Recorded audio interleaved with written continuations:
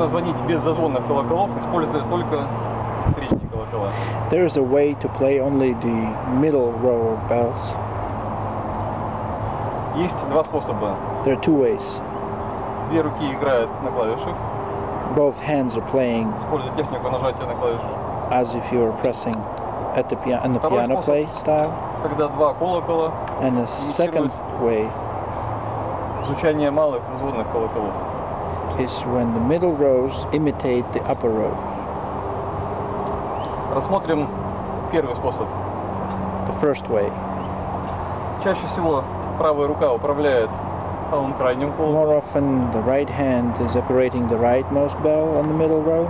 Левая рука перемещается по остальным колоколам. And the left hand is operating the left threemost of the На middle сильную row. долю левая рука, на слабую правая.